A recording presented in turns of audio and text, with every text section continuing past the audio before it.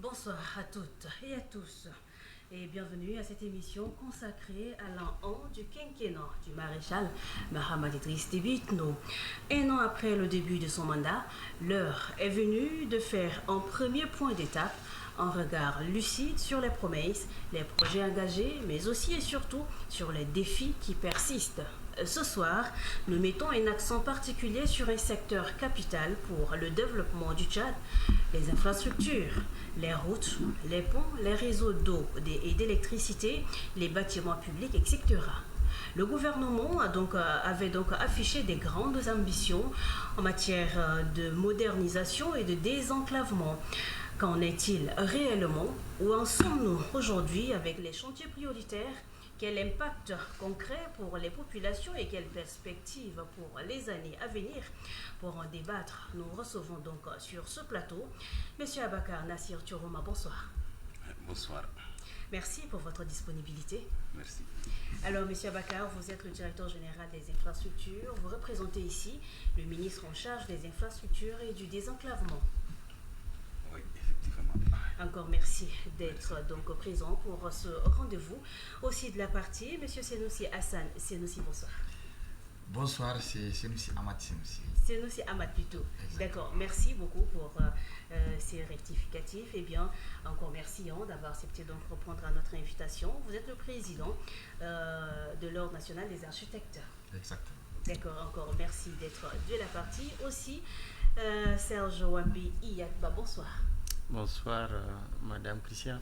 Vous n'êtes plus à présenter, certes, mais bon, bienvenue sur ce plateau qui est d'ailleurs le vôtre. Ça fait bien longtemps quand je dis ça comme ça, parce que vous êtes aussi journaliste. Vous êtes aujourd'hui président d'une formation politique, Vision Nouvelle. Bien sûr. La République. Oui, merci, président du parti Vision Nouvelle pour la République. Et c'est pour moi toujours un réel plaisir de revenir sur le plateau d'Electron Télévision, pas en tant que journaliste, mais en tant que panéliste, auprès des autres copanélistes et surtout de l'historien maison, l'Aldim Narcisse. Et je profite de l'occasion pour dire un bonsoir à tous les téléspectateurs qui nous suivent, à tous les auditeurs d'IFM ainsi qu'aux internautes. Qui Merci sont toujours nombreux à nous suivre depuis la page la page Facebook d'Electron Télévision. Télévision, tout à fait. Merci de le mentionner aussi de la partie. Encore merci d'avoir souhaité donc répondre à notre invitation. Monsieur Laldim Bainadi Narcisse, bonsoir. Oui, bonsoir Christiane. Bonsoir à tous les téléspectateurs qui nous regardent à travers le monde, à travers Koudougou, à travers Bobo Dioulasso au Burkina, à travers Korogo, Boaké en Côte d'Ivoire, Massanta, Guékédou en Guinée-Conakry, ceux de Léré, ceux de Bismafou, ceux de Mundou, Benoît, Bébal. Bref, on ne pourra Bref, voilà. Alors, Laldim Narcisse aussi est journaliste spécialisé en questions politiques publiques, directeur de l'information d'Electron Group de médias. Voilà, la liste n'est pas exhaustive, mais on s'arrête là parce que voilà, vous intervenez ici comme personne ressource, mais aussi analyste politique. En tout cas, merci de répondre promptement quand on fait appel à vous. Le plaisir est partagé, madame. Voilà, le débat c'est dans un instant, mais comme vous l'aurez constaté chaque jour qu'on fait un débat, vous pouvez participer ou sinon interagir en faisant un tour sur notre page Facebook.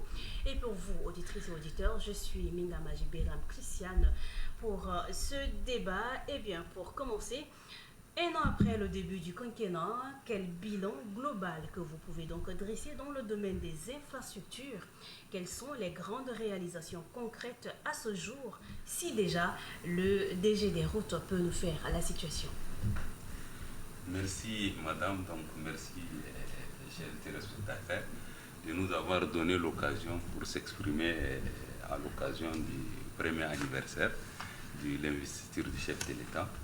Effectivement, dans le cadre de son programme politique, il était prévu la consolidation des infrastructures existantes et la réalisation de 7000 km de route.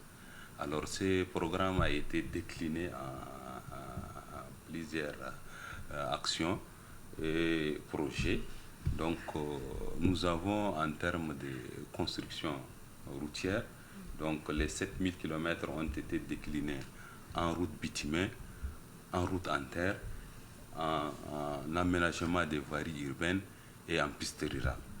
Donc, dans le cadre de ce programme quinquennal, il est prévu 2900 km de routes bitumées qu'il faut réaliser et 200 km de voiries urbaines à aménager et 2400 km de routes à entretenir, de routes en terre ainsi que des routes bitumées qu'il fallait entretenir.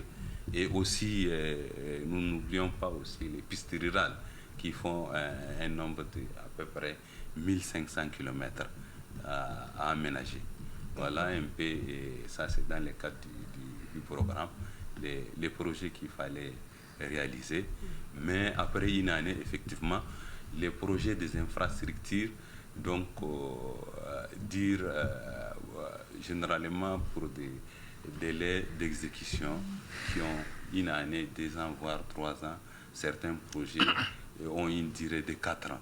Donc il est très difficile qu'en une année on peut voir l'impact, mais quand même nous avons fait l'évaluation des projets qui sont déjà engagés après une année. Il y a certains dont la variation arrive jusqu'à 50% de réalisation. Il y a d'autres qui sont à leur début encore. Mais quand même, l'effort se poursuit pour qu'on puisse atteindre les objectifs. En tout cas, durant les 5 années du mandat du chef de l'État, nous devrons tout faire pour réaliser les 7 km de routes qui ont été prévues. D'accord, donc globalement, durant ces une année qu'on veut essayer donc de revoir, on peut dire que le résultat est donc satisfaisant, plus ou moins. Oui, effectivement. D'accord. Alors la situation étant faite, Serge Ouambi, qu'est-ce que vous en dites? Ou sinon, quelle est votre appréciation globale d'abord de la situation? Quand on parle des infrastructures, et surtout des infrastructures routières, pour moi, c'est surtout un sentiment de désolation. Et pour ne pas dire un sentiment d'échec du gouvernement. Je voudrais simplement préciser qu'on parle d'un nouveau quinquennat. Mais moi, je ne m'inscris pas forcément dans cette lancée. Pourquoi je dis cela? Parce que depuis 1990, on a un parti qui est au pouvoir. C'est le mouvement patriotique du salut. Si aujourd'hui, ce n'est plus le maréchal Idriss Déby Itno, il a un héritier qui est Mahamat Idriss Déby Itno. Et il y a un adage africain qui dit que l'héritier du léopard hérite aussi de ses tâches. Et donc, aujourd'hui, Mahamat Idriss Déby Itno, le président de la République, hérite de tout ce qui est passif et actif du mouvement patriotique du salut. Les chiffres sont beaux à entendre, mais sur le terrain, absolument pas grand-chose. Aujourd'hui, sur l'ensemble du territoire, selon les chiffres en ma possession, on n'a pas assez de routes. On n'a pas assez de routes. Les voiries urbaines, 252 km dans tout le Tchad. À peine 150 km de routes bitumées dans Djamena. Vous avez tout juste à côté de vous ici les voies qui passent devant l'hôtel Miran, pour ne pas faire une publicité, mais malheureusement je suis obligé de prononcer, et devant le lycée de Gassi. Ouais. Ce sont des voies qui normalement devaient déjà être construites, mais depuis plus de 2-3 ans, chaque année ils recommencent, ils s'arrêtent à la saison des pluies, on recommence. Vous voyez un peu, c'est un éternel recommencement. Donc pour moi, pour me résumer, en termes de route, en termes d'infrastructure, c'est un échec criard. Et je vois dans le projet que le président de la République entend réaliser 7000 km de route. Je suis curieux de savoir, comme le DG est sur le plateau et que je ne maîtrise pas les statistiques, est-ce qu'il y a déjà 1 kilomètre de route qui a commencé par être construite sur les 7000? J'aimerais plus tard savoir, et si oui, c'est sur quel tronçon, ou sinon c'est dans quelle ville. D'accord. Bon, bref, je vais m'arrêter là pour On le va y moment. revenir dans un instant. Votre appréciation globale de cette situation faite en fait, par le secrétaire et aussi de cette première année du quinquennat, qu'est-ce que vous en dites? Pour moi, en tant qu'architecte urbaniste, j'ai dit que on sent un mouvement en termes de réalisation de début. Et donc, pour la première fois, certains quartiers, comme il parle de Gassi, on part sur l'acte de Gassi, le rond-point... 7e arrondissement. Oui, 7e arrondissement, exactement. Et donc, le rond-point Gazelle jusqu'à cet axe, si on arrive à le réaliser, ça aidera un peu la voie principale qui vient vers le Parlement. Donc, toutes ces voies, pour nous, est que vraiment, c'est de l'espoir pour la fluidité de la circulation.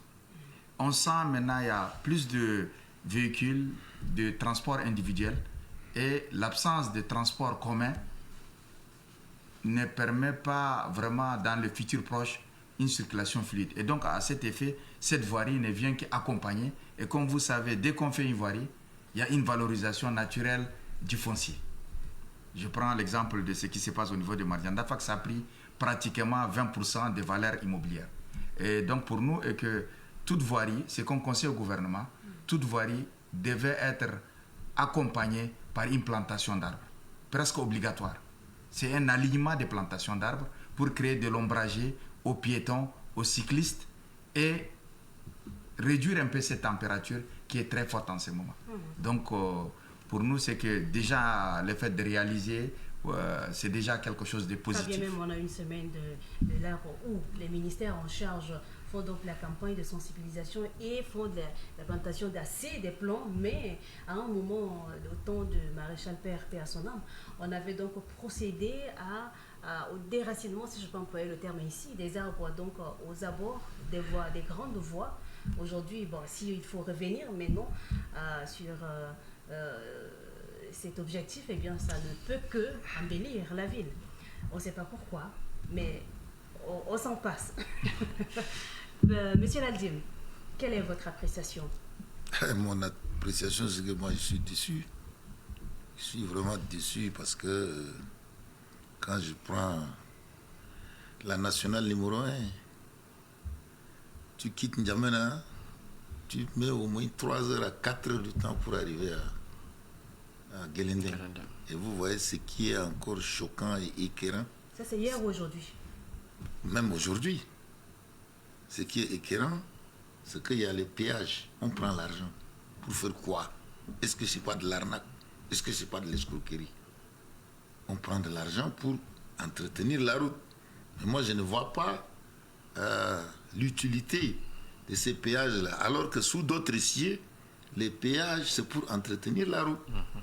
Mais chez nous, c'est le contraire. C'est le contraire. Deuxièmement, mais la construction des routes, ça entre dans le cadre de la politique publique. Mais c'est un échec patent.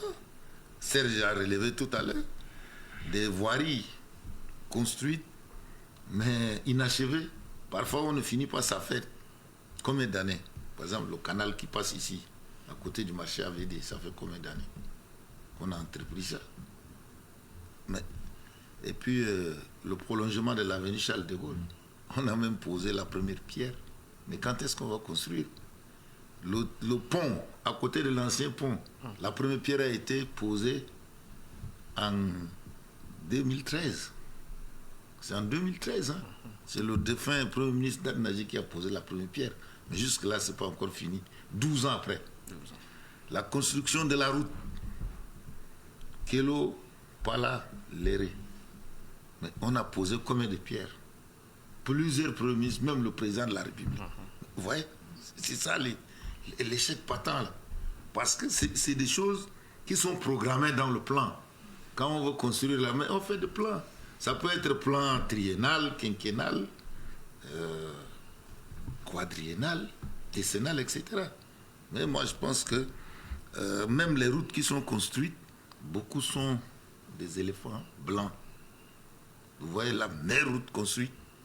Vous prenez la route construite par l'entreprise Mota. Mondou.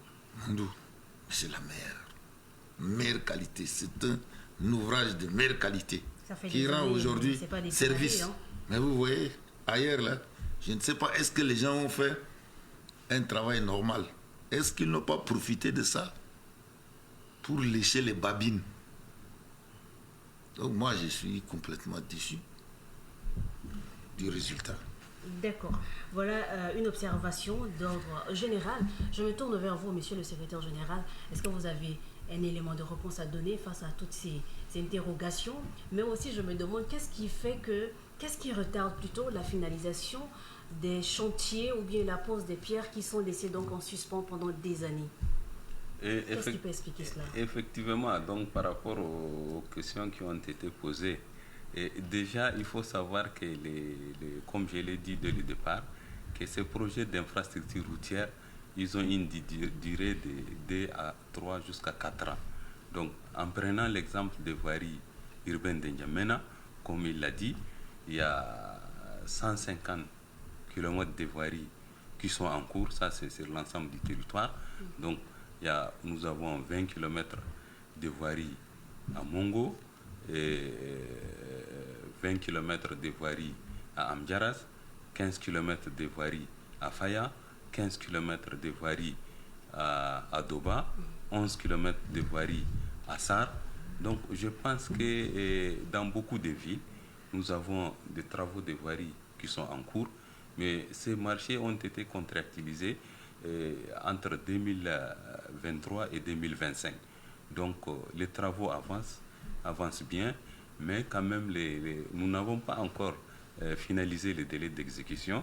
Donc quand les gens n'ont pas vu les bitumes déjà passés, ils pensent qu'on n'a pas réalisé quelque chose. Mais il faut attendre jusqu'à la fin des délais d'exécution pour pouvoir apprécier quand même les travaux qui ont été déjà réalisés. Comme le cas du pont là. Ça fait déjà 12 ans. Les cas du pont, les ponts de Chagua. Oui, ça fait déjà 12 ans. Les cas de pont de Chagua, c'est vrai, effectivement, c'est un projet qui a beaucoup duré. Oui. Au fait, les difficultés qu'on a eues pour la réalisation de ce pont, d'abord résident sur les dossiers d'exécution. Donc, au départ, nous ne disposons pas d'une étude. Donc, c'est au moment où le marché a été contractualisé qu'il fallait préparer les dossiers d'exécution, et ça nous a pris du temps. Et aussi, avec la crise qu'on avait connue, la crise économique, en 2014 jusqu'à 2016, donc il y a eu suspension des travaux. Donc, comme les travaux ont été suspendus, c'est en 2019 que nous avons relancé les travaux. Mais une fois les travaux ont été réalisés, donc les travaux n'ont pas arrêté et ça continue. Mais les difficultés qu'on a aussi, c'est par rapport au paiement des décomptes. Vous savez, au niveau du ministère des Infrastructures, nos besoins en termes de ressources pour réaliser ces infrastructures, annuellement, ça arrive jusqu'à 500 milliards. Mais le ministère des Finances nous met à disposition un budget d'à peu près 200 milliards qui est insuffisant pour réaliser tous ces projets des infrastructures. Donc, ce qui fait qu'on a un peu de difficultés et qu'on fait des avenants pour allonger un peu les délais. Et que, donc, Dieu merci, certains projets arrivent à être finalisés. Et déjà, je vais rassurer mon collègue Narcisse ici présent que la date d'achèvement de ce pont est prévue pour le 31 juillet 2025. Donc, je vais l'inviter pour... voilà. Dans un futur proche, d'ailleurs. Voilà, dans un futur proche. Et je l'informe que déjà, l'ouvrage pont en tant que tel est déjà réalisé à 100%. Il ne reste que les voies de raccordement.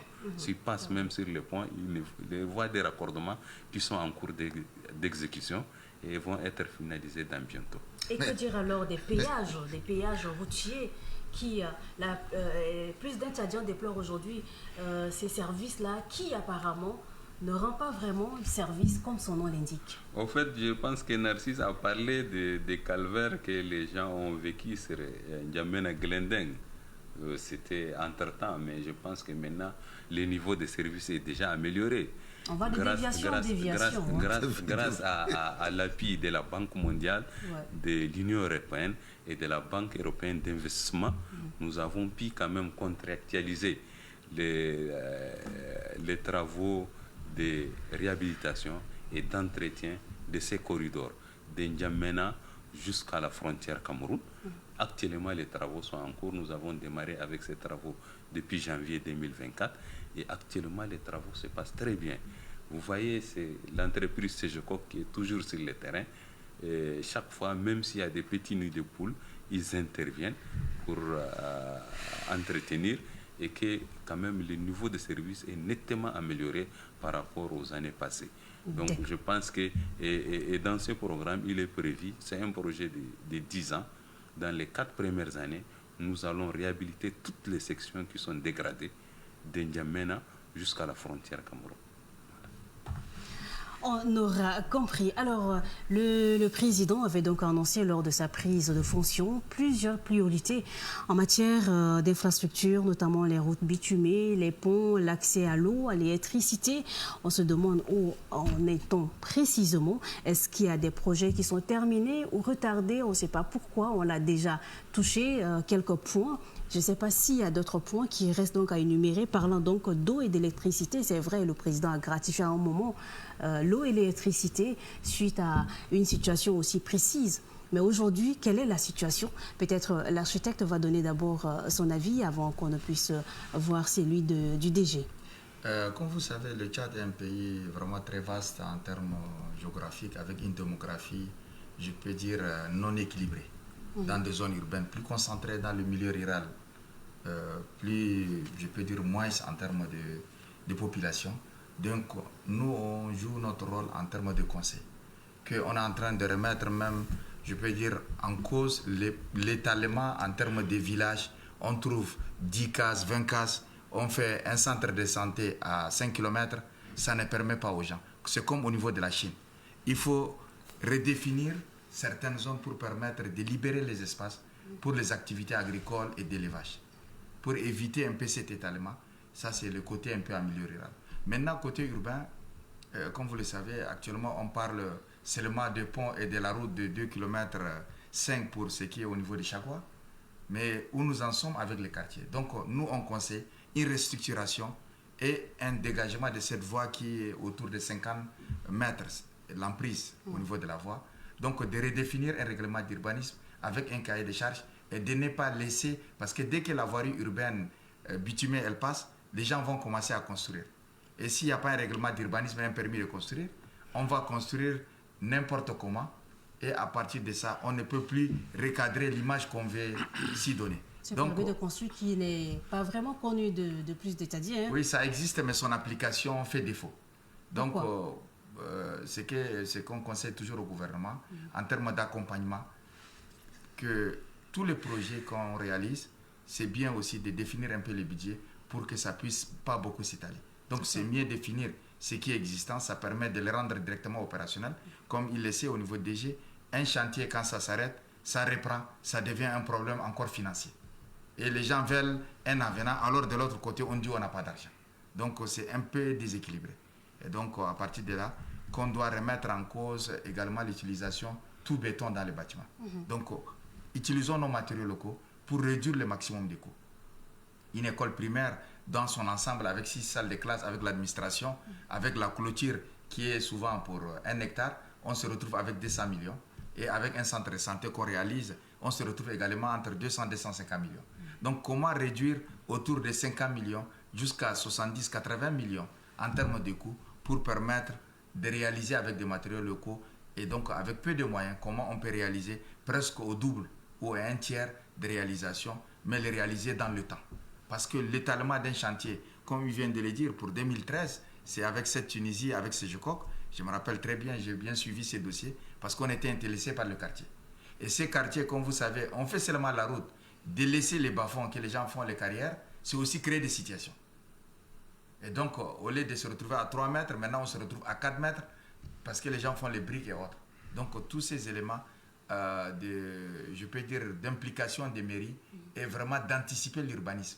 Si on n'anticipe pas l'urbanisme, à court terme, à moyen terme, on va se retrouver avec tout cet écart d'un certain quartier où on se retrouve bien structuré, aménagé, et d'autres quartiers, ça fait même peur d'aller à un certain moment de la journée ou de la nuit. Oui, tout à fait, surtout de la nuit. J'aimerais parler un peu du projet d'électrification de la ville qui s'exécute, mais pas encore. Ce ne sont que des chantiers. Mais déjà, est-ce que vous avez un élément de réponse à dire par rapport à ce que le président de l'Ordre des architectes vient de dire? Le président de l'Ordre des architectes, il est trop technique. Moi, je ne vais pas entrer dans les techniques. Vous voyez un peu. Je suis d'accord avec lui qu'effectivement, qu'il faut des travaux d'urbanisme qui accompagnent la réalisation d'infrastructures. Parce que tout à l'heure, l'Aldim était en train déjà de le décrier. Vous voyez, on n'a pas des canaux d'évacuation des eaux, surtout pluviales. Et là, à un mois de la saison des pluies, on commence déjà par craindre le sort de toutes ces populations-là qui habitent à l'intérieur des quartiers. Que ce soit Gassi, que ce soit Ambata, que ce soit Boutalbagar. Les gens d'ici bientôt ne seront plus à quel sein se vouer. Pourquoi? Parce qu'on est en train de parler des routes. Ils n'ont pas de route. La seule route qui va desservir tous ces quartiers-là, c'est cette voie-là qui quitte le rond-point double voie jusqu'à Gassi. Tout le monde est obligé, vous voyez, de se replier sur cette voie, créant des embouteillages monstres au niveau du pont à double voie. L'axe qui part du rond-point Gazelle vers Gassi, on parle de la construction. Ça n'a jamais été construit. Mais je vous assure, on pouvait simplement entretenir cette route-là. Vous voyez, faire de cette route-là une voie secondaire. Il y a une autre voie qui part des hydrocarbures vers Boutalbaga. Vous voyez, c'est une voie. Quand vous venez le soir, vous restez là, vous observez le mouvement des populations, vous avez l'impression que tout N'Djamena habite dans ces secteurs. Mais chaque année, dès les premières pluies, les routes sont impraticables. Les pauvres populations, surtout ceux qui ont des engins à 4 roues, sont obligés de garer leurs engins dans les stations-service ou chez des particuliers aux abords du goudron, et puis plier leurs pantalons, marcher dans la boue sur 1 ou 2 kilomètres dans l'insécurité avant d'atteindre chez eux. Vous voyez, lorsque vous faites face à de telles personnes ou à de telles populations, vos théories, ça entre là, ça sort là. Tout ce dont ils ont besoin de voir, c'est que la route soit construite. Tout autre débat ne les intéresse pas. Mais bien évidemment, c'est pour ça que les chantiers ont débuté et il faut un délai pour finaliser ces chantiers. Donc le premier pas étant déjà fait, il faut attendre la fin des chantiers comme le DG. Est-ce que vous y croyez? Depuis 2023, le Tchad a commencé à exploiter son pétrole. On a cru que ce pétrole-là pouvait faire sortir le pays de la misère. C'est vrai, le pétrole a permis de construire quelques routes, des voiries urbaines. Mais ce n'est pas suffisant. Ce n'est pas suffisant. Pour moi, il y a un manque de volonté politique, si vous voulez que je le dise. Tout à l'heure, le DG était en train de parler, vous voyez, de l'entretien des routes. Il a cité les bailleurs. Et il n'a pas répondu à la question de l'Aldim Narcisse concernant les péages. Où va l'argent du péage? On paye chaque fois 500. Où va cet argent? Si ce sont des fonds extérieurs qui nous permettent d'entretenir ces routes-là, ça veut dire que l'argent là va dans la poche des individus. Vous voyez, si tout ce que les gens racontent dans les couloirs, il faut les relater ici, ce n'est pas beau à entendre. Vous voyez, n'est-ce pas?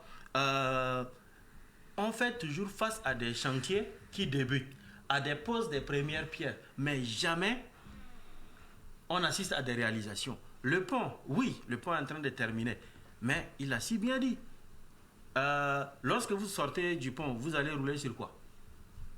Depuis des années, c'est cette année qu'on a commencé à construire la route. Elle n'est pas finalisée. C'est-à-dire vous allez inaugurer peut-être le pont en juillet, ce qui est impossible.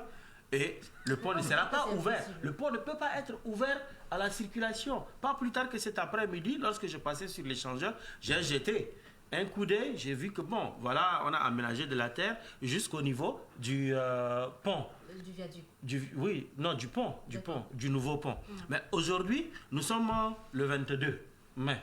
Vous pensez que d'ici le 1er juillet, les gens peuvent aménager cette route-là pour qu'elle soit opérationnelle? Non, moi je n'y crois pas. Et c'est pourquoi j'ai dit, souvent, quelque part, on a un gouvernement qui ne fait pas dans la prévision.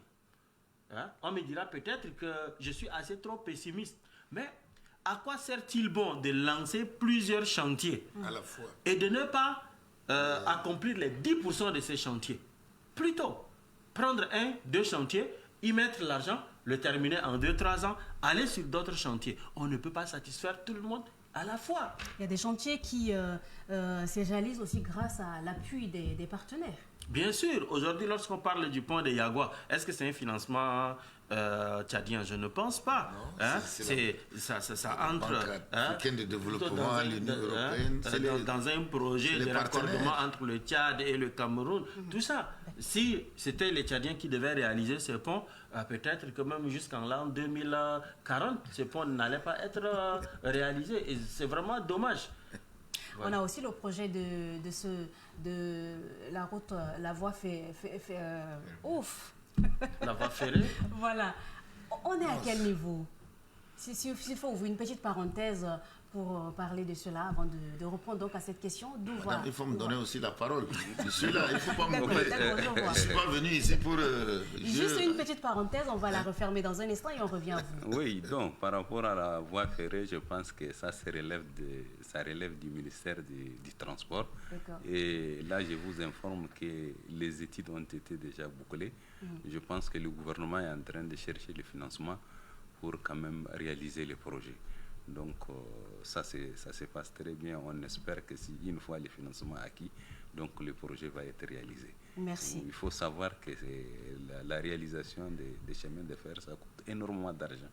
Donc il fallait quand même trouver des bailleurs qui peuvent supporter ces financements. Et là, le gouvernement est à pied d'œuvre pour chercher quand même les bailleurs qui peuvent vraiment nous aider à réaliser ces projets. Merci. Donc c'est maintenant que le gouvernement cherche les bailleurs. Alors que c'est un vieux projet. C'est un vieux projet. Datant même de l'époque d'indépendance. Je pense qu'avec des milliards engrangés par le pétrole, on aurait dû réaliser. On ne peut pas maintenant aller chercher. Est-ce que le Tchad n'a pas assez de moyens pour ses ambitions, pour réaliser ce projet, pour attendre forcément des partenaires financiers? En fait, beaucoup des efforts ont été faits par le gouvernement. Hein, donc beaucoup, en prenant par exemple les corridors nord, de N'Djamena jusqu'à Abéché. Tous ces projets routiers ont été réalisés uniquement sur le budget de l'État. Donc c'est un grand effort qui a été fait. Vous prenez la route d'Ngoura jusqu'à Ati, N'Djamena, Blala, uniquement les financements sur le budget de l'État. Les voiries urbaines d'Abéché, les voiries urbaines de Mundou. Donc tous ces travaux ont été réalisés quand même sur le budget de l'État. Mais la construction du corridor sud, avant, les travaux qui ont été exécutés ont été en partie financés aussi par le budget de l'État. Bien que les partenaires techniques et financiers nous appuient, mais l'État fait un grand effort pour réaliser ces projets, y compris Massaket, Massakori. Nous avons la RTS, donc la route transsaharienne, dont certains travaux sont en arrêt suite au non-paiement aussi par nos partenaires tels que la BDAC et tout ça. Donc il y a des difficultés, effectivement, ce n'est pas seulement que l'État, même nos partenaires techniques et financiers, ils n'arrivent pas à honorer leurs engagements. Vous prenez le cas de la route Kelo-Pala, par exemple.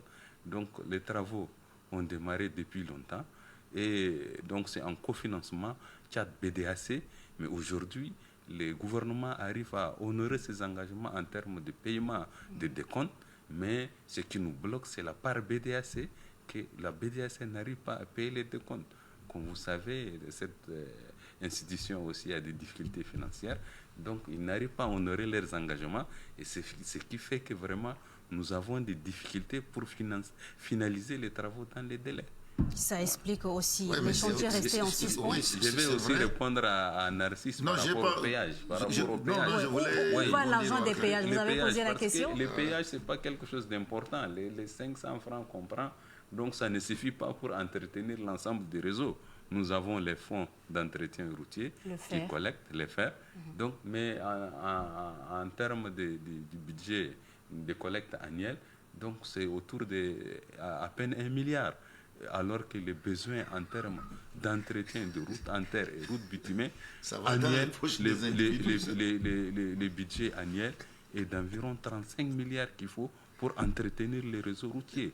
Parce qu'aujourd'hui, notre réseau s'agrandit et il faut des moyens pour l'entretenir. Ouais. On a au total 5 péages. S'il faut aller vers le sud, ça fait 5 En péages. tout cas, si c'est 1 milliard, c'est que ça va dans les poches des individus. Mais il y a un ministre qui a été courageux à l'époque qui voulait installer des vidéos, des caméras de surveillance pour contrôler parce que les gens détournaient systématiquement. Mais ce ministre-là a fait 47 jours et il est parti. Alors qu'il a été courageux. Peut-être pour ne pas vous couper la parole, je suis passé sur l'axe Gueleden-N'Djamena il y a 5 jours et à un péage, j'ai cru apercevoir des caméras de surveillance. Je ne sais pas à quoi elles servent. C'est opérationnel ou pas? Ah ouais, peut-être ça, c'est pour un peu dissuader les gens parce que ce sont des gens qui sont là, qui ne font pas un bon travail, alors que les recettes là, ailleurs là, on a mis des garde-fous. Tu ne peux même pas voler un copec. Quand tu prends un pays comme le Sénégal ou le Burkina Faso, mais ça va directement dans les caisses de l'État. Alors qu'ici, là, on fait de manière, c'est manuellement, on remplit et on donne. Donc, c'est que cet argent-là prend souvent une destination inconnue. Et je pense que c'est vrai, l'État fait des efforts, mais ceux qui sont chargés de mettre en exécution ne font pas un bon travail. Vous prenez aujourd'hui la route d'Abéché.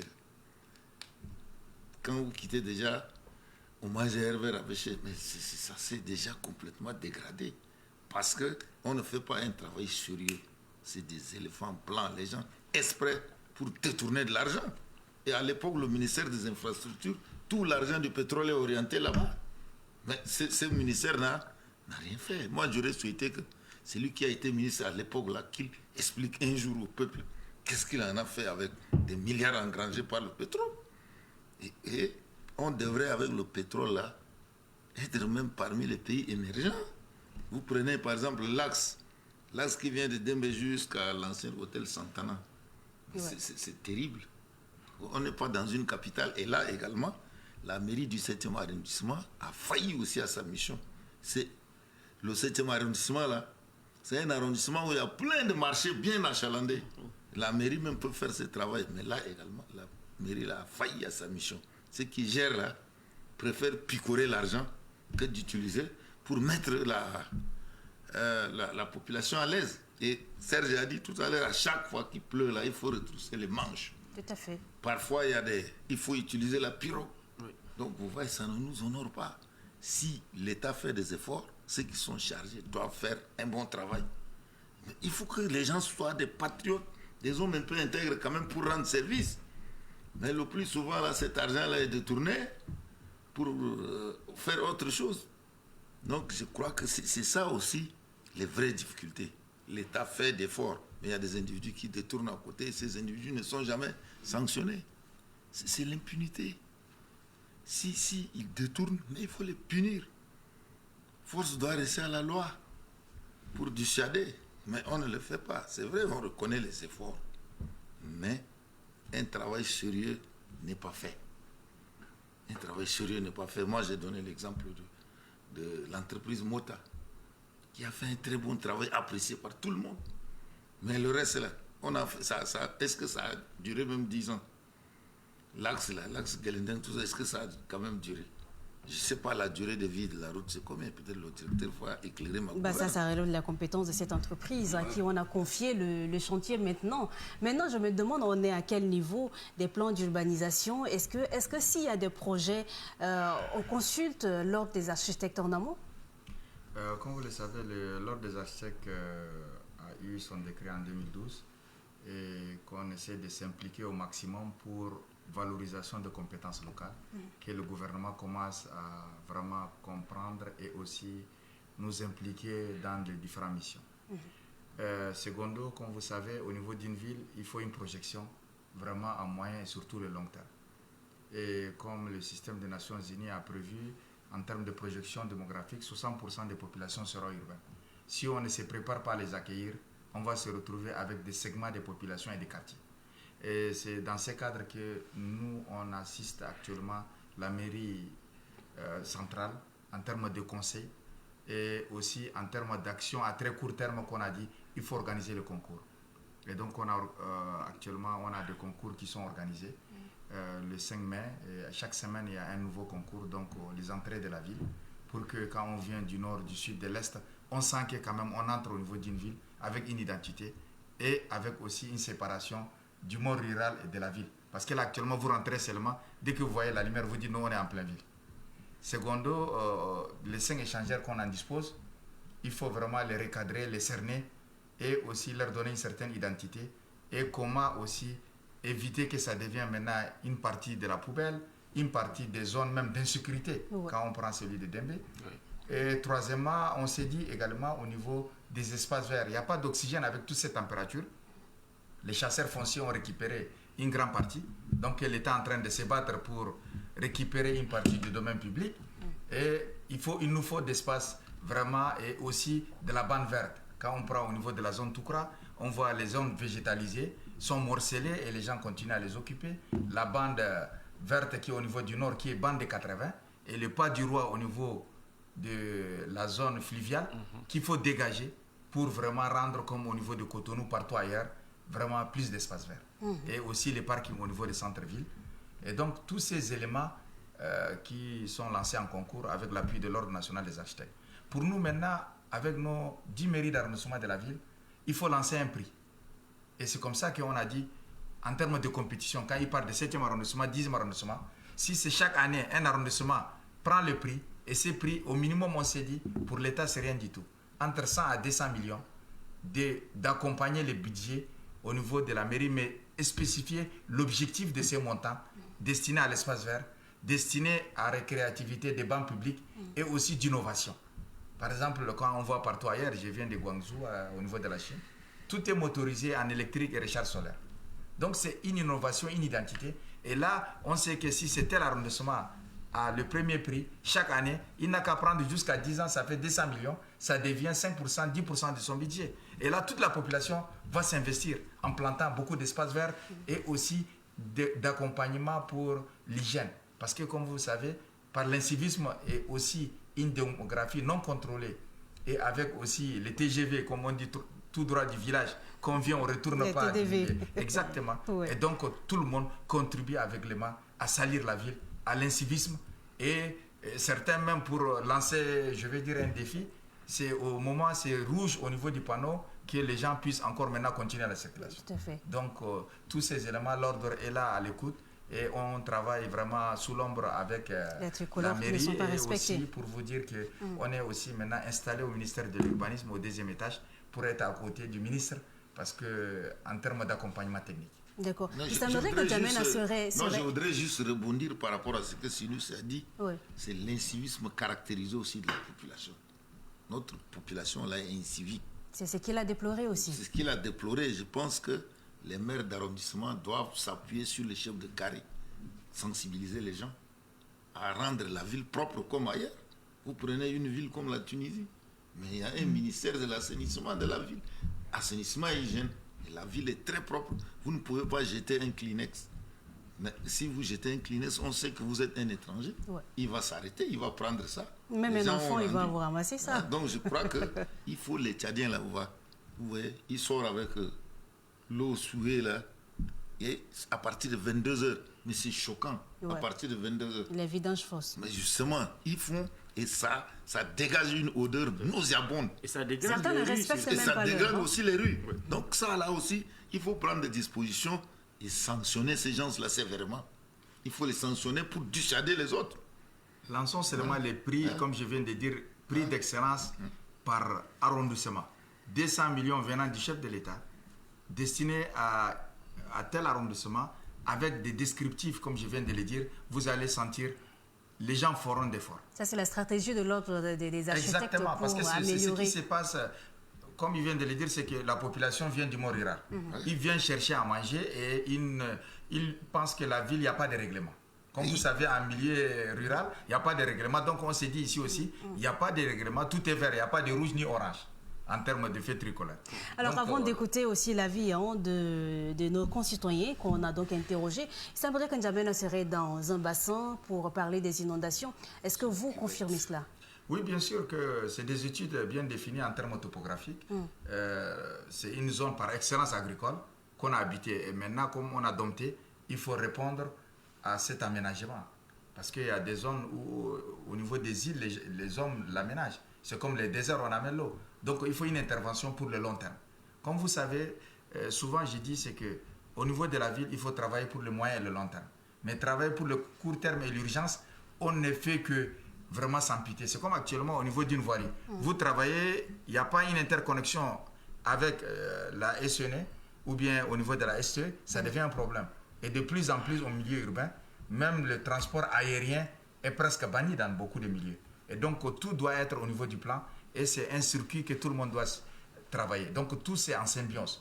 Et donc à partir de là, la ville, si on ne travaille pas avec des schémas, avec des planifications, à ce que les autorités, comme ils viennent de le dire, qui soient beaucoup strictes en termes de règlement d'urbanisme et de construction, on n'arrivera pas parce que les gens ne demandent pas d'autorisation pour venir chaque jour à N'Djamena.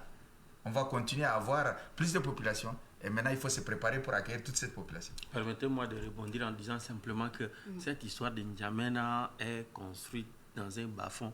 Pour moi, c'est un prétexte pour camoufler, sinon couvrir l'échec du gouvernement à pouvoir créer du mieux-être pour les populations. Oui. Mais il y a des bassins de rétention qui sont construits. Nous sommes dans une cuvette, oui. Oui. Mais tant que nous ne déplaçons pas la ville ailleurs, ce qui est impossible, il faut créer les conditions favorables, les conditions minimum pour que les gens puissent vivre au moins aisément, ou bien encore dans des conditions favorables. Il ne faut pas qu'à chaque saison de pluie, lorsque les gens sortent, ils ont toujours le cœur à la maison parce que les cours seront inondés. Lorsqu'il y a une grosse pluie, les gens quittent leur bureau parce qu'ils ne veulent pas patauger dans les eaux boueuses avant d'arriver à la maison. Ou les maisons en terre battue, le mur risque de s'effondrer, etc. D'accord. Alors, permettez, on va donc suivre un peu la situation dans les provinces. Quelle est la situation? On a interrogé quelques-uns. On suit ensemble avant de revenir.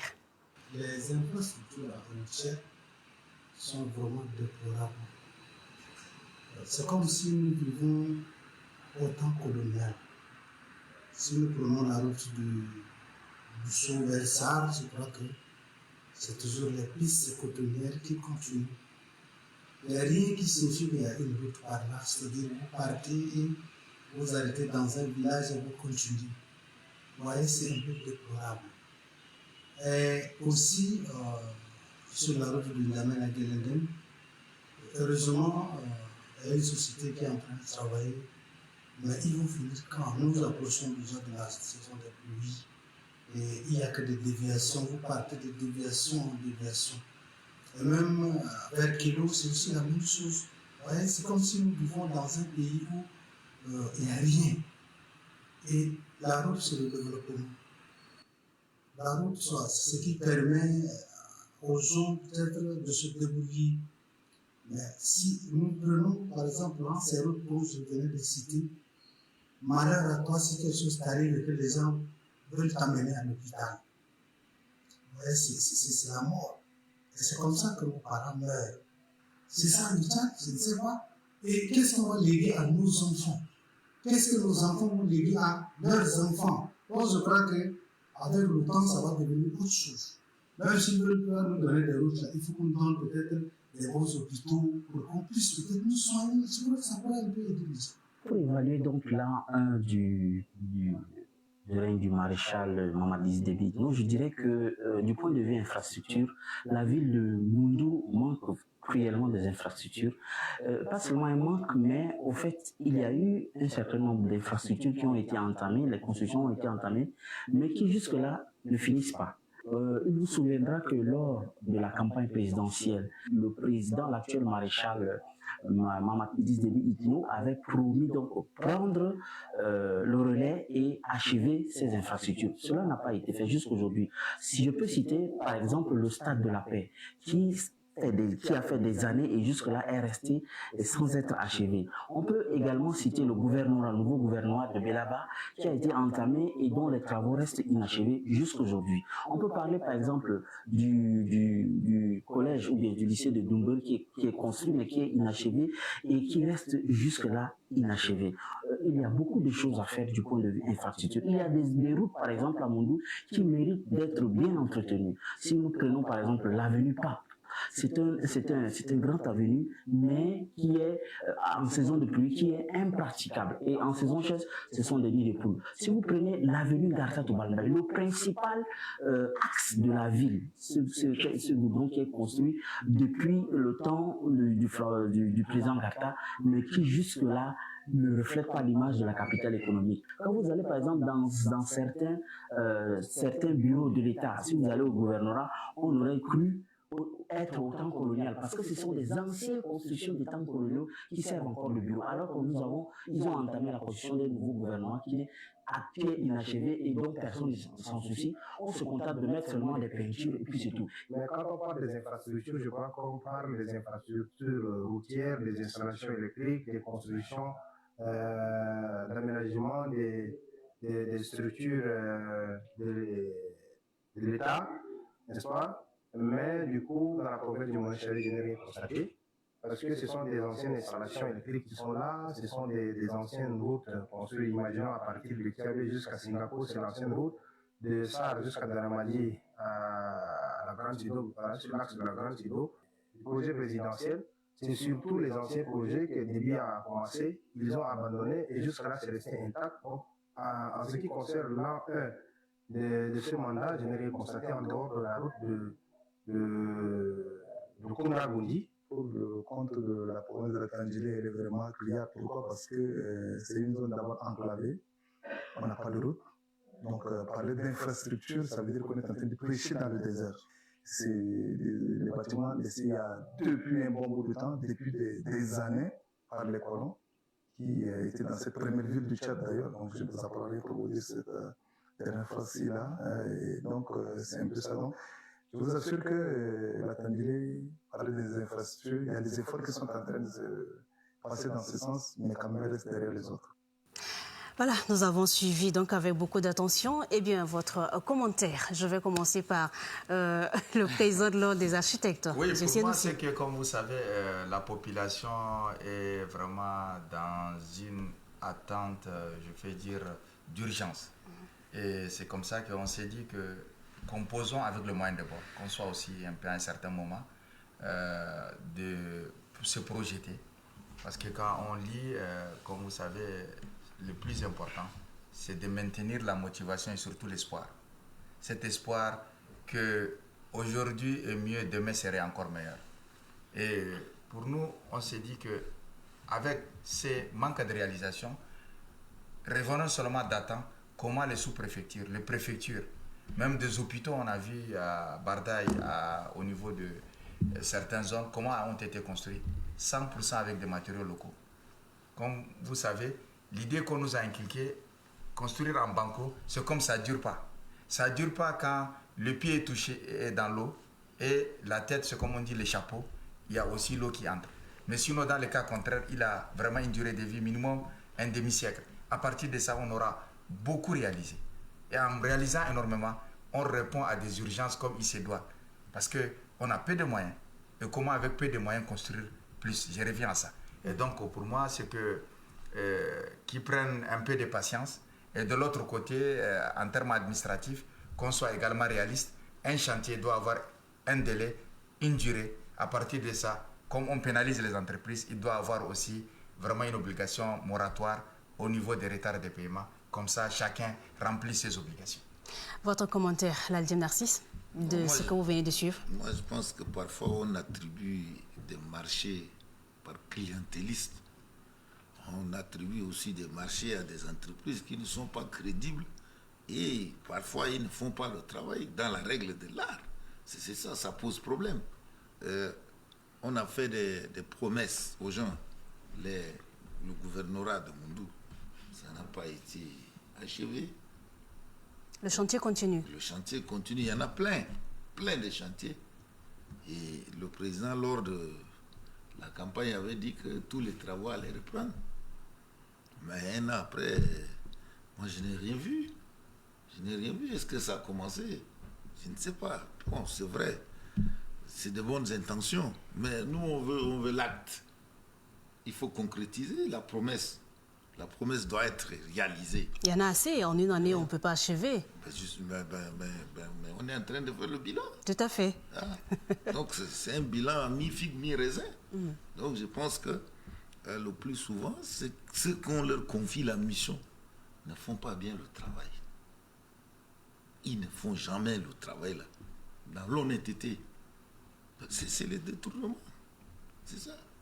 Si les gens utilisent à bon escient, si le délai d'exécution des travaux, si le délai est respecté, mais le plus souvent quand on attribue le marché, c'est avec un délai, non? C'est avec un délai. Mais il y en a qui parfois utilisent l'argent, dilapident l'argent en état record. Donc, c'est pourquoi beaucoup d'infrastructures ne sont pas achevées. Donc là également, le gouvernement doit aussi faire très attention et attribuer aussi le marché aux entreprises crédibles, des entreprises qui ont des moyens pour réaliser le travail. Vous voyez un peu partout. C'est vrai, on a construit avec l'argent engrangé par le pétrole, mais en réalité, ça a duré combien de temps? Ça s'est dégradé en un laps de temps. Et c'est un problème aujourd'hui. Ouais. Donc je crois que il faut encore faire un effort et confier aux entreprises crédibles, et le ministère qui gère aussi, doit gérer dans la transparence aussi. D'accord. Parce qu'il y a aussi beaucoup d'amalgame aussi dans la politique publique. Il y a le ministère là, parfois on dit les projets présidentiels. Vous voyez l'amalgame là. Puisque l'amalgame c'est une supercherie qui fonctionne comme ça. Donc, ça aussi, c'est un manque à gagner, c'est des difficultés qu'il faut régler ça. À Mono, par exemple, l'ancienne voie, la grande voie bitumée qui passe devant la BAC aujourd'hui est devenue l'ombre d'elle-même. Donc, non, mais cette route a été construite. Avant, c'était une entreprise, Colas, qui a construit ça en 1973. Et c'est la meilleure, c'est un meilleur ouvrage. Bel ouvrage, avec des matériaux durables. Mais on est venu casser pour reconstruire. Mais aujourd'hui, ça fait même la honte. On aurait dû laisser ce que l'entreprise là a construit en 1973. C'était un ouvrage de qualité, de Koutou jusqu'à la Cotontiade. Tout le monde appréciait, mais on est venu casser. Mais vous voyez, devant le Ciné Logon, avant d'arriver à la succursale de la BAC, mais c'est un lac artificiel là. Ouais, en saison de pluie. En saison de pluie, c'est un lac artificiel. Pour traverser la traversée même relève d'un parcours du combattant. Monsieur le Président de Vision Nouvelle, votre commentaire suite à ce que vous venez de suivre? Mais le commentaire, moi, je souscris pleinement à ce que ces téléspectateurs-là ont dit. Déjà, pour faire suite au commentaire de l'Aldime Narcisse, on attribue des marchés à des entreprises, par exemple, parce que tel a financé la campagne du chef de l'État, il a contribué, il faut le récompenser. Et non seulement les entreprises qui construisent, mais même les bureaux d'études qui sont chargés de contrôler les travaux ou la réalisation des travaux, ces bureaux ne sont pas du tout sérieux. Je vais vous donner un exemple typique. En 2012, le maréchal Idriss Déby vient en visite officielle à Léré. Il promet la construction des lycées, la construction des collèges. Du jour au lendemain, ces projets ont été donnés à des entreprises, presque toutes des entreprises locales. Je vous assure, de toutes ces infrastructures, aujourd'hui, allez, une seule n'a pas été réalisée à 100%. Je suis allé à Pala, j'ai discuté avec certains responsables, mais ce qu'ils m'ont dit m'a tétanisé. Il y a certaines infrastructures où le taux de décaissement dépassait les 80%, mais le taux de réalisation de l'ouvrage était en deçà de 20%. Certains ouvrages avaient même été déjà réceptionnés. Mais quand vous allez sur le terrain, rien. Comme il l'a dit, éléphant blanc. Vous voyez? Et aujourd'hui, toutes ces populations ont raison de s'alarmer. Nous parlons des routes. Mais qu'en est-il des écoles? Il n'y a pas longtemps, l'école DGTH est tombée sur les pauvres élèves. Pourquoi ils sont... Une vieille bâtisse. Voilà, pourquoi ils sont allés là-bas? Ce n'est pas une école, c'est un entrepôt que les parents ont transformé en école. C'est parce que l'État a failli à son devoir de construction d'infrastructures scolaires. Aujourd'hui, les hôpitaux, à un moment, il faut le reconnaître, des efforts ont été faits. Mais jusqu'à quel niveau? Et vous avez un hôpital, vous n'avez pas une route pour aller dans cet hôpital. Vous faites comment? On est en train de parler, tout à l'heure, quelqu'un parlait de la route de l'Aï. Vous avez un hôpital à Koyom. Un hôpital qui dessert presque toute la zone. Mais en saison de pluie, vous n'avez pas de route qui part à Koyom. Et là, qui est la toute première ville, c'est ce que et ce tronçon, chaque fois, on vient, on aménage, on pense que non, on va déjà passer à une deuxième phase pour le revêtir, pour mettre du goudron. Non, la saison de pluie arrive, ça se dégrade. L'année prochaine, on recommence les mêmes choses. Et vous voyez, c'est-à-dire, c'est l'argent qu'on... en fait, le montant de construction de la route, là, ça ne fait que s'allonger. Tout à l'heure, le DG parlait des avenants. Les avenants viennent parce qu'effectivement, il n'y a pas du sérieux dans la construction des routes. Et pour moi, c'est vraiment très, très, très dommage. Je ne sais pas. L'Algim Narcisse a dit que la construction des infrastructures relève des politiques publiques. Mais ceux qui ont en charge la mise en œuvre de cette politique publique-là, je ne sais pas à quoi pensent-ils lorsqu'ils se rasent le matin. La question reste posée. Voilà. On va se tourner vers le DG des routes pour son appréciation de ce qu'il vient de suivre. Aussi avec nous, la commentaire. Votre commentaire, monsieur le DG. Merci. Et ce qui a attiré un peu mon attention, c'est quand un téléspectateur dit qu'en partant d'Njamena jusqu'à Glendeng, tu vas voir que des déviations. Des déviations. On parle de déviation en déviation. Voilà, on parle de déviation en déviation. S'il y a des déviations, c'est qu'on est en train de travailler sur la route. Oui. Déjà, je vous informe qu'actuellement, nous avons sur la section N'Djamena jusqu'à Glendeng-Bongor, donc comme il l'a dit, il y a des déviations. Donc on a des sections de 25 km qui sont en cours de réhabilitation. Donc on est en train de réhabiliter ces deux sections. De Bongor jusqu'à Mundu. Ouais. Donc nous avons aussi des sections de 25 km qui sont en cours de réhabilitation. Ça, hormis l'entretien des routes sur ces corridors. Donc déjà, si on dit qu'il y a des déviations, c'est que vraiment l'effort est en train d'être fait pour remettre en état nos routes qui sont dégradées effectivement. Et comme Narcisse m'a interpellé par rapport à la durée de vie des routes, donc nos routes, dans le dimensionnement, on prend en compte une durée de vie de 15 à 20 ans. Mais il a parlé aussi des incivismes. Surtout, je parle d'incivisme maintenant des usagers de la route. Ouais. Donc, nos transporteurs.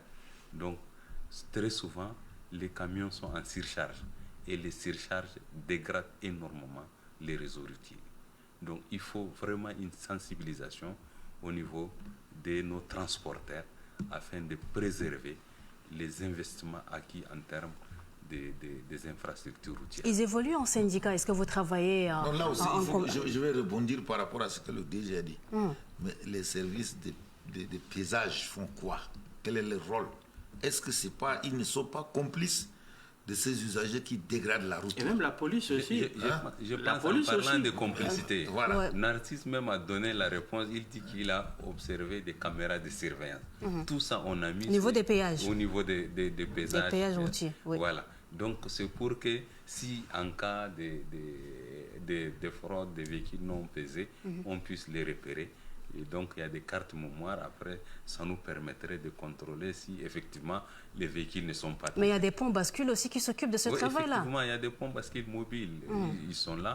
Mais au niveau des stations de pesage, donc il y a un système qui est instauré. Donc, avec les caméras de surveillance, ça permettrait quand même de détecter les cas de fraude, tout ça, pour permettre quand même de réprimer les agents qui sont au niveau des stations de pesage et qui sont en train de dévier des véhicules de la station de pesage. D'accord. Alors, vous parlez de sensibilisation pour les gros porteurs. Est-ce que vous travaillez en étroite collaboration avec le syndicat de ces chauffeurs-là, de ces conducteurs? Effectivement, on travaille en étroite collaboration. La loi existe et même ils sont à disposition de la loi.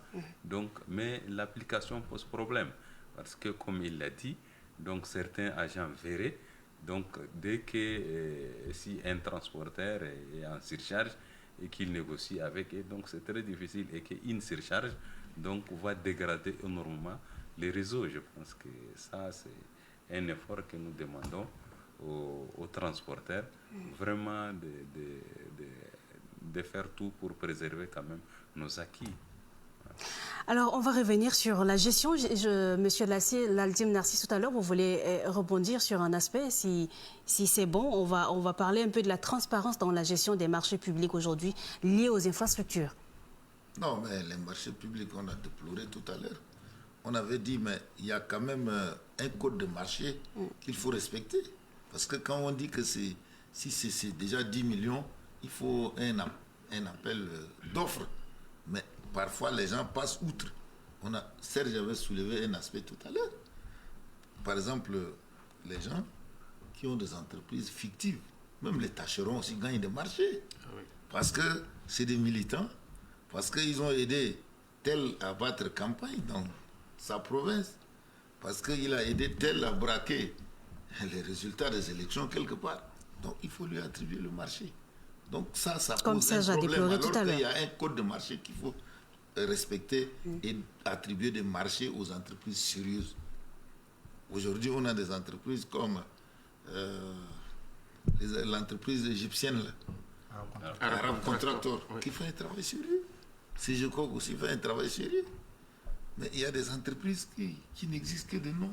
Mais on leur donne des marchés parce que c'est un parent, parce que c'est un militant, parce que c'est un ceci, cela. Donc je pense qu'il faut mettre fin à ces pratiques mafieuses-là.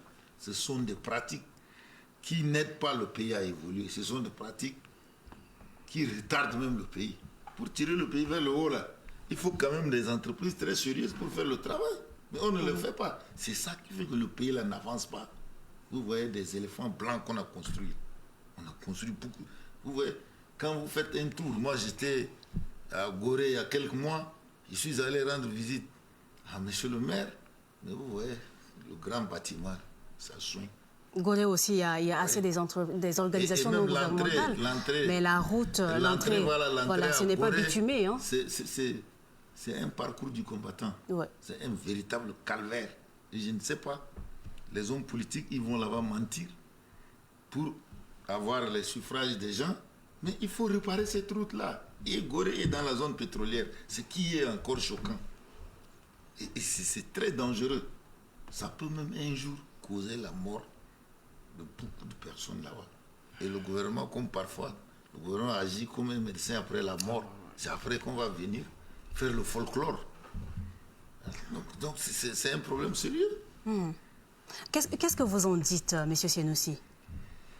De tous ces États, comme il vient de le dire, en termes pour nous, et que même au même moment qu'on intervient sur les routes, il faut de temps à autre faire l'état un peu d'infrastructures administratives. Est-ce que vous avez des projets aussi pour les provinces? Oui, bien sûr. Le province, c'est que, comme vous savez, le bureau administratif, les centres de santé, les écoles, qui sont réalisés par l'État et également par les partenaires comme l'UNICEF. Le projet PAREP, c'est le projet de la Banque mondiale, à peu près 2000 écoles. Donc, il y a tellement de besoins. Si vous écoutez un peu ce que dit la population, les besoins sont énormes. Et en termes de priorisation et en termes de réalisation. Donc, si une communauté n'a pas un hôpital, s'ils ont un dispensaire construit, ils ont des médecins, ça fait calmer les gens et ils voient les réalisations, ça donne beaucoup d'espoir. Il faut qu'au niveau de l'expression de la population, on sent l'espoir. Et la contribution de tous ces mondes, ça fait un peu avancer les choses. Et donc, la population doit contribuer en termes de la route au niveau du transport et également au niveau des bâtiments, comme je viens de le dire, c'est qu'un bâtiment, les mêmes résidences ou bien l'administration du préfet ou du gouverneur qui est réalisé à Béché, on le réalise au sud, à Gorée, on doit beaucoup penser à l'étanchéité. Et si l'étanchéité est mal faite, qui est à une durée de 10 ans, ça dégrade et au fur et à mesure, il n'y a pas de budget. Et donc, parfois, quand vous arrivez, vous trouvez une administration qui, par le plafond et autres, donc au même moment, je pense qu'à mon avis, il faut aussi au niveau du budget pour réhabilitation et rénovation de tout ce qui est bâtiment administratif, parce que c'est ça l'identité de l'État. Mais est-ce que selon vous, qui êtes technicien, certaines infrastructures répondent donc vraiment aux besoins exprimés ou les besoins que la population exprime? Je pense, à mon avis, comme vous savez, les besoins sont primaires. Hein. Il y a l'eau, l'énergie, le domaine de la santé, l'éducation. Donc, si on arrive à répondre... Élémentaire, tout à fait. Élémentaire, exactement. Donc, secondo, maintenant, comme je viens de le dire, c'est que toute entreprise qui a des problèmes de réalisation en termes de résultats, il faut les punir sévèrement. Les blacklister également. Parce que, comme vous savez, malheureusement, certaines entreprises ne sont pas à la hauteur. L'argent qui est destiné à la construction, ils n'arrivent pas à le réaliser comme à 100%. Et là, vraiment, les garanties, comme vous savez, on a une réception provisoire et définitive, c'est juste 1 an. Donc, de temps à autre, il faut obliger les entreprises à prendre les garanties décennales. Si quelqu'un est lié à un bâtiment jusqu'à 10 ans, on peut faire appel à lui. Je pense qu'il y aura beaucoup d'usuriers. Ça, c'est au niveau du ministère que je conseille. Dorénavant, en termes d'appel et de consultation, il faut intégrer vraiment la garantie décennale comme assurance. Parce que, comme vous savez, les gens font juste la restriction provisoire. Ils attendent 1 an après. C'est comme on dit au revoir. Ça ne te concerne même plus. Et après 1 an, vous savez, bonjour aux dégâts. Et les bâtiments bougent, et les lieux. Donc, c'est à titre de conseil. D'accord. Alors, je me tourne vers le président. Est-ce que, selon vous, en comparaison avec les infrastructures précédentes, est-ce qu'aujourd'hui, on assiste à une réelle rupture en termes de matière ou de stratégie infrastructurelle, ou bien c'est une continuité dans ce sens, d'une manière générale? Moi, je vais peut-être décevoir le président de l'ordre des architectes. Vous savez, les colons ont construit un peu partout des bâtiments administratifs qui servent et de bureaux et de résidences, par exemple, au préfet et au gouverneur.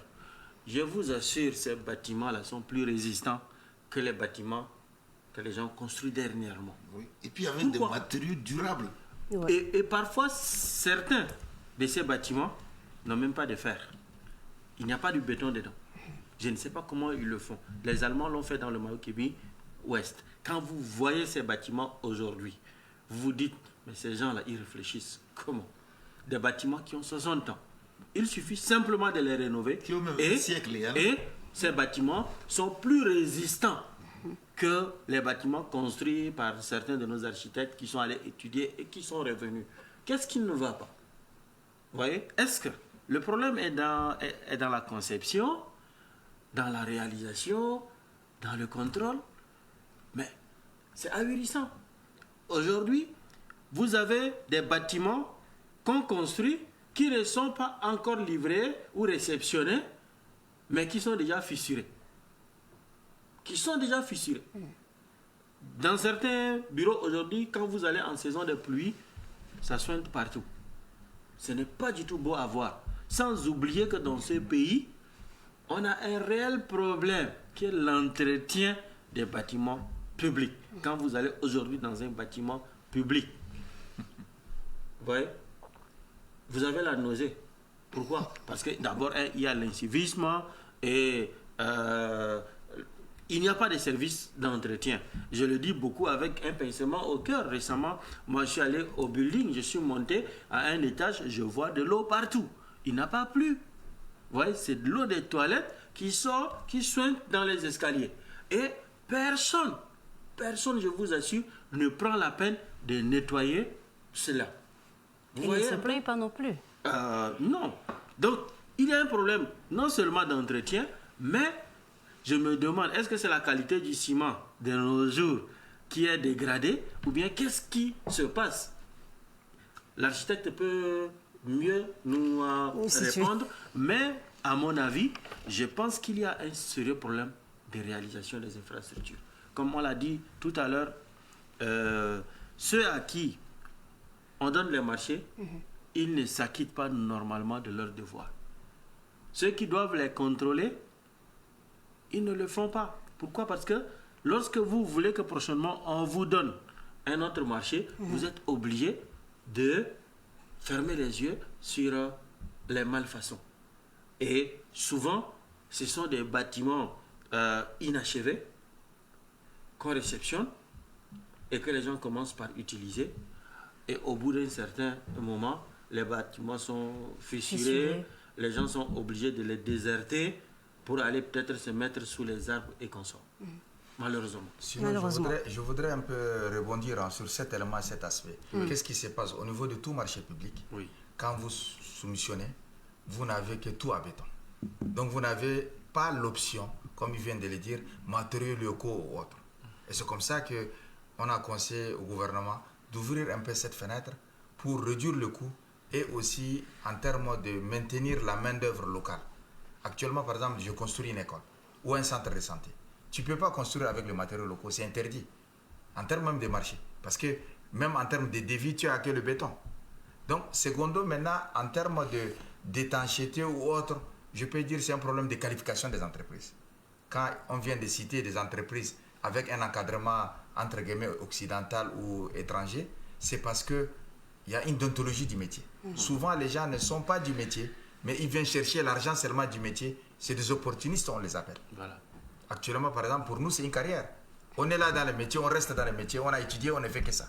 Donc, le nom de ta structure, ton nom, là où tu t'engages, tu ne peux être que sérieux parce que demain, on va te retrouver. Mais 10 ans en arrière, combien de personnes qu'on a commencé, ils sont plus dans le métier. Certains, ils vendaient des oignons quelque part. Au niveau des élections, ils ont eu des promesses, ils ont pris des tâcherons, ils ont eu des écoles et des centres de santé. Bon nombre, ils ne sont plus là. Quand on fait un peu les récapitulatifs. Donc, pour moi, c'est que pour un profane, il y a une confusion de lecture. Mais malheureusement, beaucoup de gens qui ne sont pas du domaine, ils rentrent au niveau du métier pour ne pas laisser des traces et l'historique.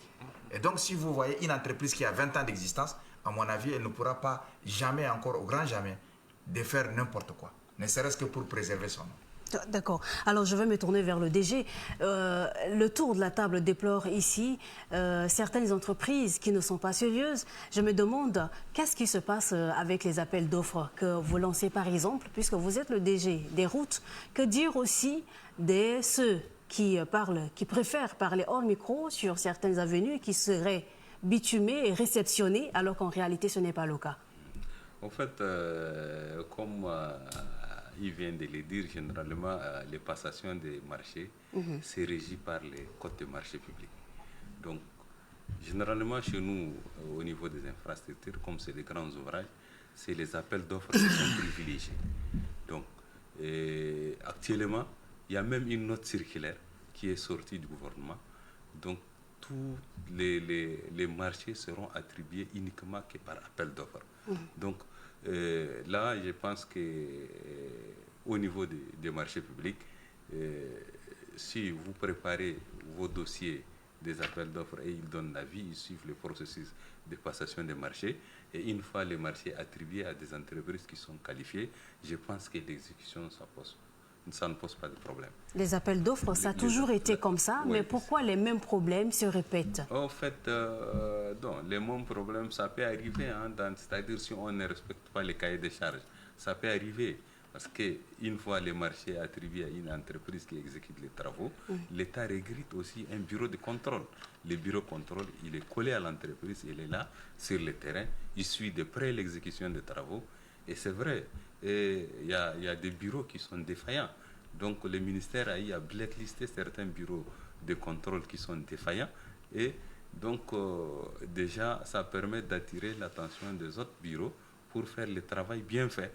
Parce que si vous vous retrouvez avec un bureau qui ne fait pas bien son travail sur le terrain, il est en connivence avec une entreprise, une fois les travaux réalisés, avec le temps, vous allez constater, c'est vrai, des fissures sur les bâtiments. Et que voilà, donc c'est ça le problème qui se pose.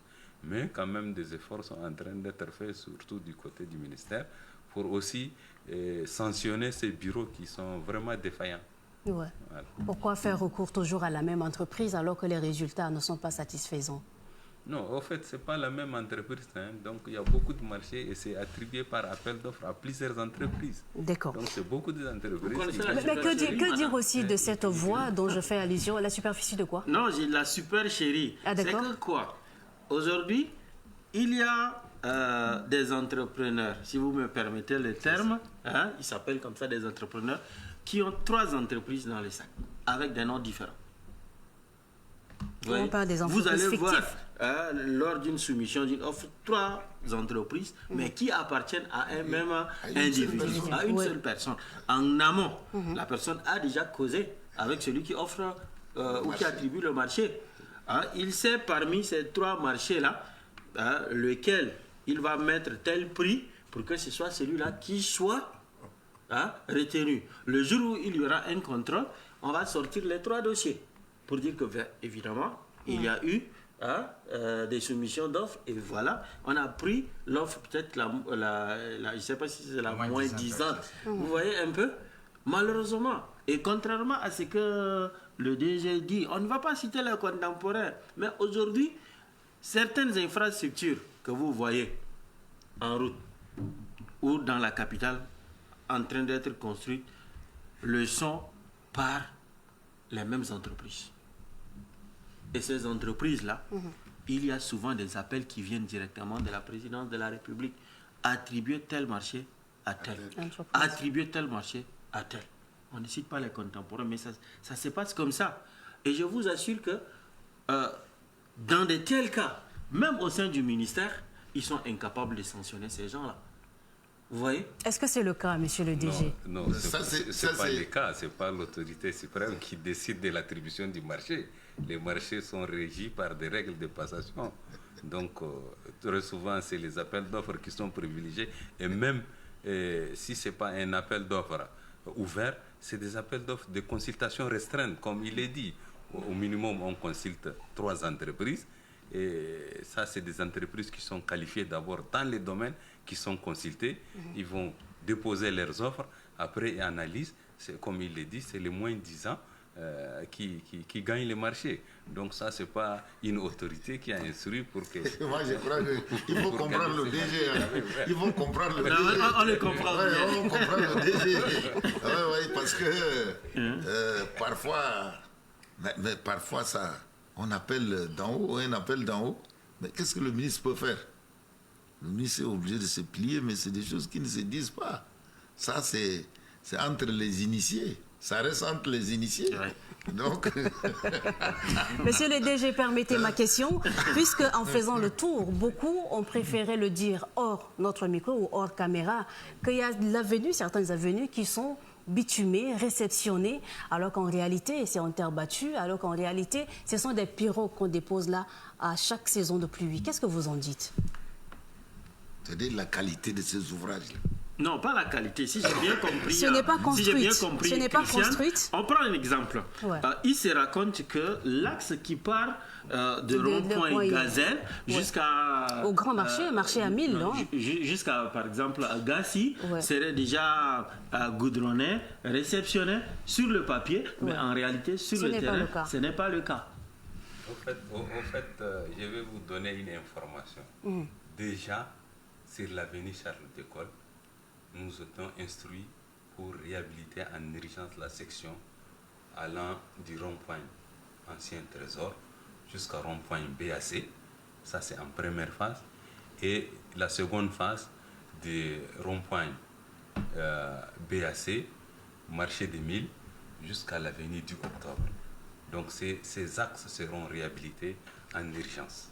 Je pense que ça, déjà, c'est un effort qui est en train d'être fait par le gouvernement pour que d'ici, après la saison pluvieuse, effectivement, pendant la saison pluvieuse, on ne peut pas finaliser les travaux sur l'avenue du Octobre, mais quand même, si vous avez vu à côté du trésor public, il y a les matériels de la SATOM qui sont déjà installés ici. Donc c'est juste, ils attendent seulement qu'ils notifient l'ordre de service pour qu'ils démarrent les travaux de réhabilitation sur l'avenue Charles de Gaulle. Et ça suivra jusqu'à... D'accord, monsieur le directeur, mais le plus souvent, il y a des ouvrages qui ne sont pas réalisés, mais les gens organisent des cérémonies de réception. Ça, des milliards là, ont disparu comme ça dans la nature. Ça aussi, ça existe. C'est quel ouvrage? Je ne l'ai jamais vu, je n'ai jamais entendu. Non, mais... Des ouvrages des infrastructures routières. On est arrivé malheureusement à la fin de l'émission. Non. On est arrivé malheureusement à la fin de l'émission. Alors, on va faire le dernier tour de la table. Je me rappelle encore, il y a quelques jours en arrière, le ministre est descendu lui-même dans la commune du 9e arrondissement pour décanter un peu cette inquiétude de la population sur la construction de la digue qui ne serait pas vraiment une garantie pour la population de cette commune. Peut-être qu'avec votre mot de fin, vous allez nous dire ce qui se passe réellement. Mais déjà, qu'est-ce qu'il faut, ou sinon, selon vous, quel est le principal défi à relever pour ce quinquennat et surtout pour les années à venir? Qu'est-ce qu'il faut proposer concrètement? Ce sera donc peut-être une minute pour faire le tour de la table et puis finir avec l'émission. Je commence avec vous, M. Senoussi. Pour moi, pour le quinquennat, afin de contribuer à la réalisation du souhait et vraiment des promesses du chef de l'État, que tout le monde soit debout pour contribuer. Et comme vous savez, déjà en un an, c'est un pas. Et pour nous, et que en deuxième année et troisième année, que les réalisations prioritaires puissent arriver pour que la grande partie de la population voit les réalisations concrètes pour permettre à ce que, comme vous savez, actuellement, l'alerte en termes de saison de pluie, même on se rend compte que les 12 mois arrivent rapidement. Oui. Et comme il vient de le dire, un chantier de 36 mois, ça fait 3 ans. Et donc, le 3 ans, il faut qu'en milieu urbain, soit obligatoirement respecté. Parce que dans une ville, s'il y a un étalement, ça a beaucoup de conséquences. Permettez, puisque cette question s'adresse directement à vous, pour vous permettre donc de finir votre 1 minute, même si elle a été épuisée, je ne sais pas. Mais pas de demain qui dit il y a un véritable problème de planification dans la conception des villes du Tchad. L'urbanisation grandissante, nourrie par les facteurs démographiques et économiques, dont l'exode rural est une face visible des conséquences de ces facteurs sus-évoqués, doit être intégrée dans les plans des villes et cités. Aujourd'hui, aucune localité ne répond au statut de ville au Tchad. Je peux dire qu'en partie, ce que l'interlocuteur a dit, c'est vrai parce qu'il n'y a pas des outils de planification à moyen et à long terme. Les outils sont déjà obsolètes en termes de schéma directeur, en termes de projection des villes. Parce que la ville, elle doit commencer à un lieu et se limiter à un autre lieu et maîtriser cette démographie pour ne pas laisser les gens occuper l'espace dans l'infini à un étalement horizontal. Et donc, d'une part, il a raison. Et donc, c'est comme ça qu'actuellement, il y a des études qui sont en train de suivre au niveau du projet pilier de la Banque mondiale pour qu'au niveau de nos villes, puissent vraiment avoir une maîtrise. Et donc, sans une maîtrise d'une ville, c'est carrément le désordre de tout le reste. D'accord. Est-ce que vous ne pensez pas que vous-même, là, vous ne fuyez pas votre responsabilité quelque part? Nous, comme vous savez, une ville, c'est d'abord de la politique et de l'engagement de l'État. Et nous, on est du côté technique. Donc, quand on nous fait appel, on essaie de répondre. Et en l'absence d'appel, on propose pour que les décideurs puissent, je vais dire, anticiper. On ne joue que le rôle de conseil et de producteur technique. D'accord. Alors, votre proposition ou le défi principal à relever, on doit le résumer en une phrase ou voilà. Vous avez 1 minute, Monsieur Laldian. Non, mais il faut une volonté politique sincère. Il faut une volonté politique et il faut respecter le code du marché, attribuer de marché aux entreprises crédibles qui doivent réaliser le travail. Éviter ce qu'on appelle le clientélisme. Éviter d'attribuer des marchés par complaisance. Il faut que les entreprises respectent aussi les critères. Mais ici, parfois on dit non, il est le frère de tel, il est le frère de tel. Et c'est l'immixtion, c'est les interférences qui viennent de l'exécutif aussi, qui ne favorisent pas de faire un bon travail. Donc c'est un vrai problème. Et je crois qu'il faut tenir compte de ça. Et là, il faut une volonté réelle de faire un bon travail, de laisser un bon héritage. C'est ça qui est intéressant. Faire un bon travail. Moi, j'ai toujours cité l'exemple et je vais continuer par citer. Oui, mais faire des propositions hein, pour le reste du mandat. Je l'ai fait. Ouais. Il faut une volonté politique sincère. Il faut attribuer des marchés en respectant le code du marché. Le code du marché. Il faut respecter ce code-là et attribuer le marché dans la transparence. Pas dans la magouille, j'ai dit tout à l'heure. Il faut éviter la magouille, pas donner aussi le marché aux tâcherons. C'est ça qui pose problème. Donc, tant que ces conditions ne sont pas réunies, mais on va toujours revenir sur le plateau, répéter la même chose. Monsieur le Président Iyak Bawambi, Serge, vos propositions en termes de défis à relever pour le reste du mandat? Vous savez, le gouvernement a tout. Tous les plans, le gouvernement a. Les projets, le gouvernement a. Ce qu'il faut aujourd'hui à ce gouvernement, c'est de passer des discours aux actes. Il faut du concret. Le président entend réaliser 7000 km de route en 5 ans. Aujourd'hui, ce que les populations attendent, ce sont la voirie urbaine, ce sont les routes interurbaines. Il faudrait, lorsqu'on veut se déplacer de N'Djamena à Guelendin, qu'on puisse le faire dans le temps que nous impose 150 km de route en 1h30 ou en 2h au lieu de 3h, 4h. Même lorsqu'il va commencer à pleuvoir, que N'Djamena est sous l'eau, que l'habitant de Boutalbagar, que l'habitant de Gassi, que l'habitant de Lamadi, que l'habitant de Farsha, de Mara, n'ait pas d'inquiétude à rentrer chez lui. Lorsqu'on aura atteint cet objectif-là, moi je vais croire en ce que dit ce gouvernement. Mais sinon, pour l'instant, c'est de la poudre aux yeux.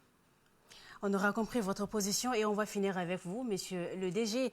Quelles seront donc les prochaines étapes prioritaires pour les 12 ou sinon les 12 mois à venir? Et puis voilà, vous allez chuter peut-être avec le problème de la digue, comme je l'ai souligné tout à l'heure, avec les inquiétudes qui se plantent avec l'arrivée des pluies. Et je pense que les problèmes de la digue, la digue relève d'abord de la compétence du ministère, tout à fait. Donc, ce n'est pas du ministère des Infrastructures. Et je pense qu'en parlant des défis à relever, donc effectivement, durant les mandats de 5 ans, donc, il y a plusieurs projets qui ont été contractualisés. Déjà, c'est une volonté politique du gouvernement. Pour la réalisation maintenant de ces projets, il nous faut des ressources suffisantes et pérennes pour permettre la réalisation de tous ces projets. Donc, l'objectif du gouvernement, c'est de relier d'abord toutes les provinces. Alors, actuellement, déjà en prenant du nord jusqu'au sud, il y a beaucoup de projets routiers qui sont en train d'être exécutés.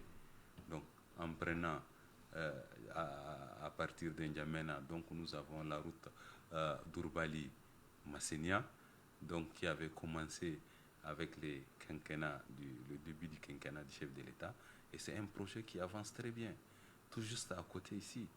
Donc, nous avons Chadara-Moussoro, que les travaux s'exécutent aussi en bon terme, et aussi les travaux de voirie urbaine que vous voyez. Nous avons 44 km de voirie au niveau du 7e et 8e arrondissement, donc y compris les quelques rues de Boutalbagar, la rue du Grillage, tout ça qui vient d'être cité, sont pris en compte dans le marché de 44 km qui est attribué à Satom. Donc quelques-uns ont déjà commencé, d'autres on n'a même pas encore ouvert, et pour raison de planification, parce que nous n'avons pas le budget suffisant pour finaliser quand même les 44 km en un temps record. Donc il fallait planifier. Nous avons aussi les 37 km de voiries qui sont en cours dans le premier arrondissement. Donc tous ces projets, si c'est réalisé quand même, ça va être un ouf de soulagement pour la population de la ville de N'Djamena. Et sans oublier, nous avons quelques collecteurs qui sont en train d'être réalisés et aussi des aménagements des bassins pour permettre quand même de retenir quand même les eaux pluviales afin d'éviter la population contre les inondations. Merci beaucoup, monsieur le DG. Eh bien, il était donc question de faire le bilan des réalisations de l'an 1 du mandat du président de la République, le maréchal Mahamat Idriss Déby Itno. Et aujourd'hui, on s'est donc penché sur le chantier 8 qui porte sur construire les infrastructures du désenclavement. Et nous avions reçu donc à ce sujet Abaka Nassir Thioroma, qui est donc le DG des routes, représentant ici le ministre des Infrastructures et du désenclavement. Encore merci d'avoir donc accepté, participer à ce débat. Aussi, M. Senoussi Hassan Senoussi Ahmad Senoussi, président de l'Ordre des architectes du Tchad. Merci beaucoup. Merci à l'Aldim Narcisse Mbaynadi, qui est donc notre personne ressource. Encore merci de participer donc à ce débat. Merci aussi à Serge Wambi Iyakba, président du parti Vision Nouvelle pour la République. Merci encore pour votre disponibilité. Voilà, c'est tout pour ce débat. Nous sommes donc à quelques minutes du journal de 23h. Merci à vous, chers internautes. On s'excuse vraiment parce que nous n'avons pas vraiment eu le temps de lire vos messages. Quand bien même l'un qui dit Dubaï n'est pas construit, Dubaï est construit en plein désert. On a donc noté. Merci de laisser donc des messages. Merci à vous, chères auditrices et auditeurs. On se donne rendez-vous demain pour discuter ou sinon faire le bilan de notre chantier. Pour aujourd'hui, bonne suite de programme sur ITV. Bonsoir.